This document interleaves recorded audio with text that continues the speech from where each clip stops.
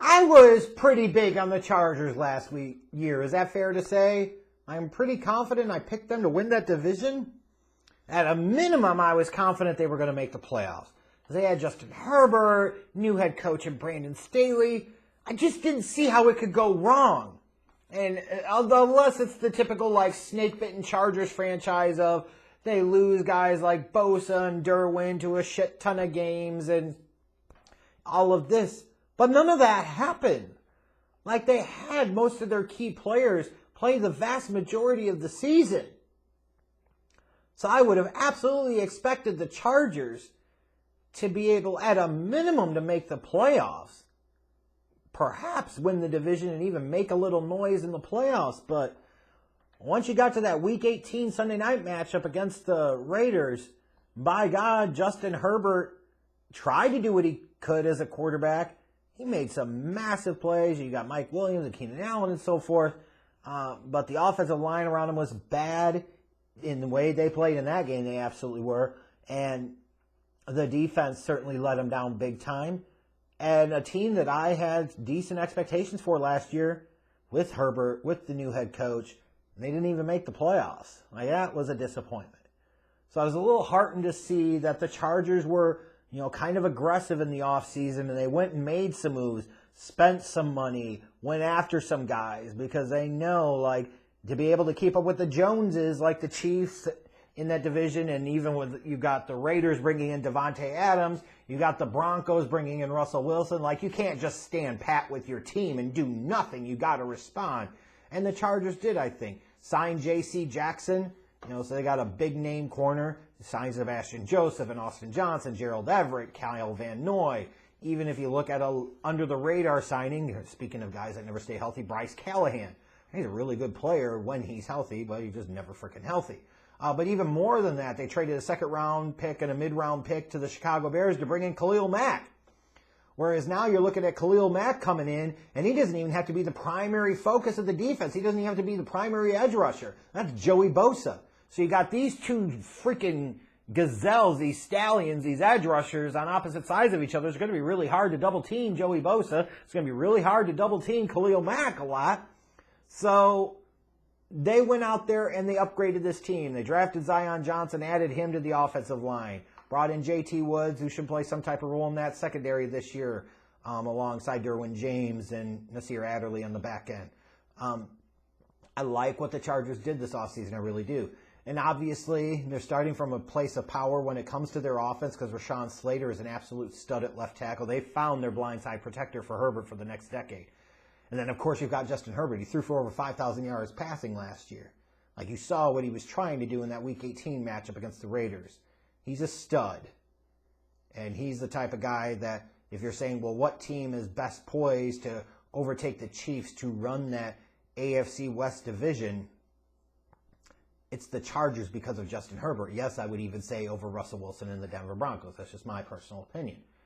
But you've got Justin Herbert there, who's, he's only entering his third year of his career, so he's still got room to grow and get better, which is scary to think about. And then he's got Keenan Allen and Mike Williams on the outside. That's a hell of a 1-2 wide receiver duo that he has to throw to.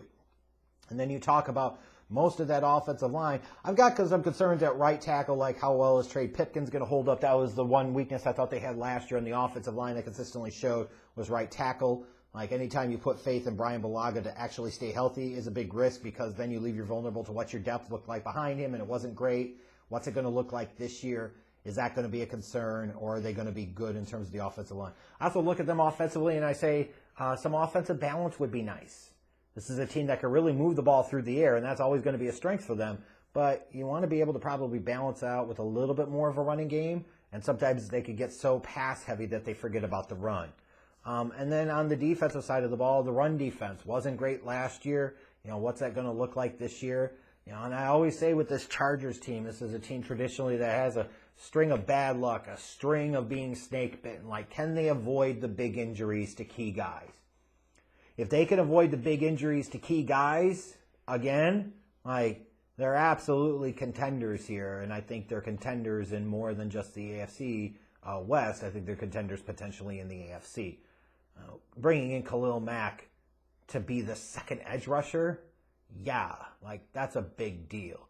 bringing in J.C. Jackson. You could say, well, what about a Belichick player leaving the Belichick system? I think J.C. Jackson will be just fine.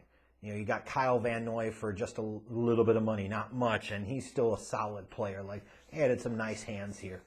Looking at the Chargers' upcoming schedule for this season, I look at weeks 1 and 2. There's some big spots for them right away. Week 1, they host the Raiders. Week 2, they got to go to Kansas City. Like, if you want to win this division this year and at least if nothing else, ensure yourself a playoff spot, you need to handle business there. You want to handle business there. Worst case scenario, you got to beat the Raiders. And if you lose to the Chiefs, at least be competitive doing so. At least be close and say, hey, we can get them later on in the year in Week 11 when we play them at home. If you lose both of those games to start the season, not a good spot for the Chargers to be in. And when I look at those last 8 games of the season, that's going to dictate everything, I think, about how this Charger season is ultimately going to go. You know, if it doesn't go well here, this team could very well end up finishing last in the division. So I'm taking a bit of a swing here, a bit of a risk, saying that the Chargers are going to win this division. But when you look at those last 8 games on the slate, you've got Kansas City at home, got to travel to the Cardinals, you got to travel to the Raiders, host Miami, host Tennessee, go to Indianapolis, host the Rams, go to Denver. Like, there's an even split there between home and road games, but you've got, you know, a few divisional games mixed in there against a really tough divisional slate. You've got, you know, I could say, well, Arizona, you know, I think they're due for a bit of a backslide last year, but this year, but respect to last year, they were a playoff team. So in theory, on paper, that looks tough. I think Miami's improved, and you get the Tyreek Hill revenge game potentially, so that's going to be interesting. So that's going to be where we find out just who this Chargers team is under Justin Herbert and under second-year head coach Brandon Staley. Like I said, I am taking the risk on the one side where I think the Chargers are going to be the best team in the division this year. Yep, I'll go ahead and say that. I think they win this division. They'll win 11 or 12 games and can be a very, very tough out in this playoffs. And why do I say that? They've added some key pieces on defense. Like I said, if Mack and Bosa stay healthy, that's going to be tough for teams to block against. Like, those are 2 guys that at their best are elite edge rushers in the league. And having to contend against that is really, really bad news for other teams. Where could it go south? Some key injuries to some key pieces, especially like a Mack or a Bosa being out for any length of time.